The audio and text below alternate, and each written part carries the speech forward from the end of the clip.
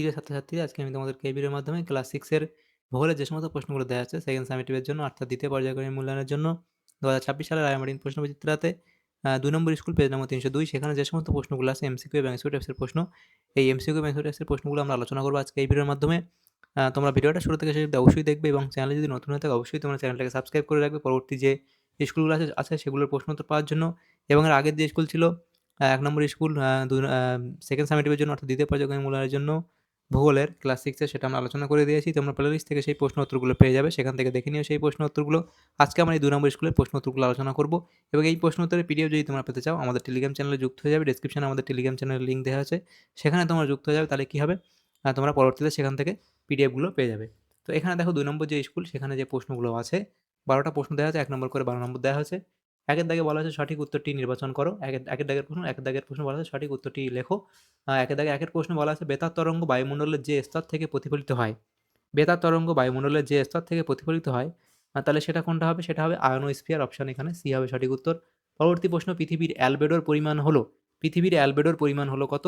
এখানে হবে 35%। বায়ুর গতিবেগ মাপা হয় যে যন্ত্রের সাহায্যে, বায়ুর গতিবেগ মাপা হয় যে যন্ত্রের সাহায্যে তা হলো, তাহলে বায়ুর গতিবেগ মাপা হয় সেটা হবে অ্যানিমোমিটার যন্ত্রের সাহায্যে। পরবর্তী প্রশ্ন 30 থেকে 35 বছরের গড় আবহাওয়াকে বলা হয়, তাহলে সেটা কি বলা হয়? অপশন বি অর্থাৎ জলবায়ু বলা হয়। পরবর্তী প্রশ্ন তুলো চাষ ভালো হয়, তুলো চাষ ভালো হয় কালো মাটিতে, লাল মাটিতে, পলি মাটিতে নাকি অরণ্য মাটিতে? সেটা হবে অপশন এ অর্থাৎ কালো মাটিতে। এর পরবর্তী প্রশ্ন নবীন পলির আর এক নাম, নবীন পলির আর এক নাম সেটা হবে এটা হবে কি? খাদার। এর পরবর্তী প্রশ্ন শ্বাসমূল দেখা যায়, তাহলে শ্বাসমূল দেখা যায় কোথায়? তাহলে শ্বাসমূল দেখা যায় ম্যানগ্রোভ উদ্ভিদে। এর পরবর্তী প্রশ্ন আম গাছ কি জাতীয়, আম গাছ কি জাতীয় অরণ্যের উদাহরণ? তাহলে আম গাছ হচ্ছে কি? ক্রান্তীয় পাতাঝরা অরণ্য। এর পরবর্তী প্রশ্ন দেখো বলা আছে শূন্যস্থান পূরণ করো, একটি একটি অভয়ারণ্যের একটি অভয়ারণ্যের উদাহরণ দাও। তাহলে সেটা লিখবে হচ্ছে কি? জলদাপাড়া, জলদাপাড়া। এর পরবর্তী প্রশ্ন কি? শূন্যস্থান পূরণ করো। ভারতে পশ্চিম ঝঞ্ঝা দেখা যায় ড্যাশ ঋতুতে, ভারতে পশ্চিম ঝঞ্ঝা দেখা যায় কোন ঋতুতে? শীত ঋতুতে। পরবর্তী প্রশ্ন শুদ্ধ শুদ্ধ বা শুদ্ধ লেখো। লু দেখা যায় গ্রীষ্মকালে, তাহলে এটা আমাদের কি বলা হয়েছে? শুদ্ধ বলা হয়েছে। লু দেখা যায় গ্রীষ্মকালে, শুদ্ধ বলা হয়েছে। এবং পরবর্তী যে প্রশ্ন দেখো কি বলা হয়েছে এখানে, যে শুদ্ধ অশুদ্ধ লেখো। সংরক্ষিত অরণ্যে শিকার, পশুচারণ ও অরণ্য ক্রিয়াকলাপ নিষিদ্ধ, এটাও আমাদের এখানে ঠিক বলা হয়েছে, অর্থাৎ এখানে শুদ্ধ বলা হয়েছে। তাহলে এগুলো হলো। এর পরবর্তী যে প্রশ্নগুলো আছে দেখো সেখানে বলা হয়েছে ২ এর দাগের প্রশ্ন, নিচের প্রশ্নগুলি অতি সংক্ষিপ্ত উত্তর দাও। যে কোনো ৮টি, এখানে ৮ নম্বর দেওয়া হয়েছে ৮টা প্রশ্ন। ২ এর দাগের ১ প্রশ্ন কি বলা আছে দেখো, আন্টার্কটিকার সর্বোচ্চ শৃঙ্গের নাম কি? আন্টার্কটিকার আন্টার্কটিকার সর্বোচ্চ শৃঙ্গের নাম কি? তো এখানে লিখে দিই আন্টার্কটিকার সর্বোচ্চ শৃঙ্গের নাম তোমরা লিখবে Vinson, Vinson Massif, Vinson Massif. পরবর্তী প্রশ্ন দেখো আন্টার্কটিকার তথা পৃথিবীর দীর্ঘতম হিমবাহের নাম কি? তাহলে সেটা লিখবে কি? ল্যাম্বার্ট হিমবাহ। তাহলে সেটা হচ্ছে কি? ল্যাম্বার্ট হিমবাহ, ল্যাম্বার্ট। তাহলে এটা হলো ল্যাম্বার্ট, ল্যাম্বার্ট হিমবাহ, ল্যাম্বার্ট ময়বয় আঁকা টয়রেপ, ল্যাম্বার্ট হিমবাহ।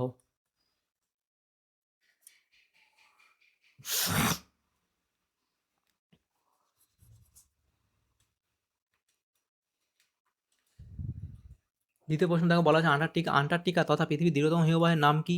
সেটা তোমরা লিখবে কি? ল্যাম্বার্ট হিমবাহ, ল্যাম্বার্ট হিমবাহ। এর পরবর্তী প্রশ্ন কি বলা আছে দেখো, পরবর্তী প্রশ্ন বলা হয়েছে যে পৃথিবীর সর্বাধিক বৃষ্টিবহুল স্থানের নাম কি? পৃথিবীর সর্বাধিক বৃষ্টিবহুল স্থানের নাম কি? তাহলে কি লিখবে? মেঘালয়ের মেঘালয়ের মৌসিনরাম, মেঘালয়ের মৌসিনরাম। এর পরবর্তী প্রশ্ন দেখো বলা আছে ভারতের মরুভূমির নাম লেখো, ভারতের মরুভূমির নাম লেখো। তাহলে কি লিখবে? ভারতের মরুভূমির নাম লিখবে থর মরুভূমি, ভারতের মরুভূমির নাম লিখবে থর মরুভূমি। তাহলে এটা লিখবে থর মরুভূমি। এর পরবর্তী প্রশ্ন দেখো বলা আছে কি? ভারতের ম্যানগ্রোভ অরণ্য কোথায় কোথায় দেখা যায়? ভারতের ম্যানগ্রোভ অরণ্য কোথায় কোথায় দেখা যায়? তাহলে এই যে ৫ এর দাগের প্রশ্ন উত্তরটা আমরা এখানে লিখে দিই। তো এটা লিখবে কি? পশ্চিমবঙ্গের সুন্দরবন, পশ্চিমবঙ্গের সুন্দরবন, পশ্চিমবঙ্গের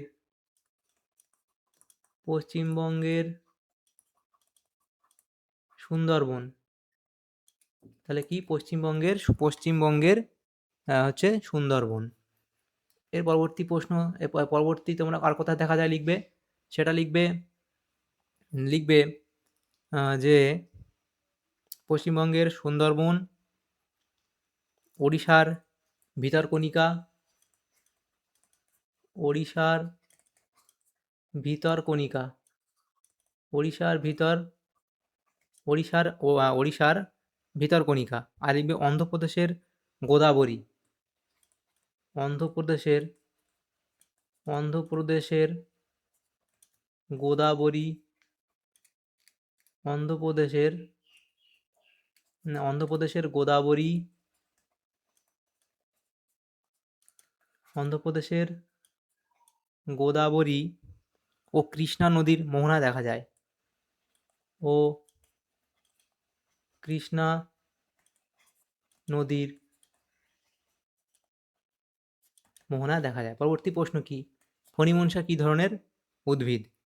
তাহলে ফণিমনসা লিখবে মরু উদ্ভিদ, মরু উদ্ভিদ। ফণিমনসা হলো মরু উদ্ভিদ। ফণিমনসা হলো মরু উদ্ভিদ। বা তোমরা এটাও লিখতে পারো, ফণিমনসা মরু উদ্ভিদ, বা লিখতে পারো জাঙ্গল উদ্ভিদ, জাঙ্গল উদ্ভিদ, মরু উদ্ভিদ বা জাঙ্গল উদ্ভিদ। এর পরবর্তী প্রশ্ন দেখো, বলা আছে কি, মেঘালয়ের ওষুধ ম্যালেরিয়ার ওষুধ কুইনাইন কোন গাছ থেকে তৈরি হয়? ম্যালেরিয়ার ওষুধ কুইনাইন কোন গাছ থেকে তৈরি হয়? সিংকোনা গাছের ছাল থেকে, সিংকোনা গাছের ছাল থেকে। রেসারপিন কোন গাছ থেকে তৈরি হয়? সর্পগন্ধা গাছের মূল থেকে, সর্পগন্ধা, তাহলে সর্পগন্ধা গাছের মূল থেকে। এটা কোন গাছ বলে তাহলে গাছের নাম লিখলেই হবে, আর চাইলে পুরো লিখে দিতে পারো, সর্পগন্ধা গাছের মূল থেকে তৈরি হয়। পরবর্তী প্রশ্ন, ক্ষুদ্রতম মহাদেশের নাম কি? তাহলে ক্ষুদ্রতম মহাদেশের নাম তোমরা লিখবে ওশিয়ানিয়া, ওশিয়ানিয়া, ক্ষুদ্রতম মহাদেশের নাম ওশিয়ানিয়া। এর পরবর্তী প্রশ্ন, কোন অসুখ সারাতে তুলসী পাতা খাওয়া হয়? তাহলে লিখবে কি সর্দি কাশি, সর্দি কাশি। এগুলো হলো 3 দাগের প্রশ্ন। দেখো বলা আছে কি, 3 দাগের প্রশ্ন হচ্ছে এখানে নিচের প্রশ্নগুলি সংক্ষিপ্ত উত্তর দাও, যে কোনো 4টি 2 নম্বর করে দেওয়া হয়েছে। দেখো 4 দুগুণে 8 নম্বর। তো এই প্রশ্নগুলো আমরা নেক্সট পেজে আলোচনা করব। তো প্রথম যে প্রশ্ন আছে দেখো, আবহাওয়া ও জলবায়ুর পার্থক্য লেখো। তাহলে আবহাওয়া ও জলবায়ুর মধ্যে কি পার্থক্য? তাহলে সময়কাল, পরিবর্তন, ব্যাপ্তি, এই 3টে পার্থক্য তোমরা লিখবে। পরবর্তী প্রশ্ন, ইনসোলেশন কাকে বলে? ইনসোলেশন কাকে বলে লিখবে। বায়ুর আর্দ্রতা কাকে বলে?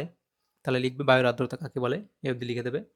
এবং এর পরবর্তী প্রশ্ন দেখো দেওয়া আছে কি, পরবর্তী প্রশ্ন হচ্ছে ল্যাটেরাইট মাটি সম্পর্কে যা জানো লেখো। তাহলে ল্যাটেরাইট মাটি সম্পর্কে যা জানো এই অবধি লিখলেই হবে। 2 নম্বর যে আছে দেওয়া আছে, যেহেতু কোন কোন বিষয়ের উপর নির্ভর করে মাটি তৈরি হয়, তাহলে এগুলো তোমরা লিখবে।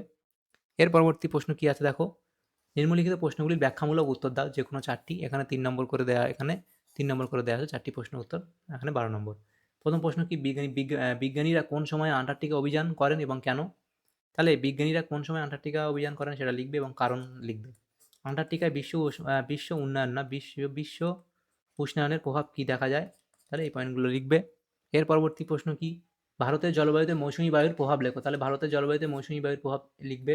বৃষ্টিপাত অঞ্চল সৃষ্টি হয় কেন এবং উদাহরণ সহযোগে লেখো। পরবর্তী প্রশ্ন, এর হবে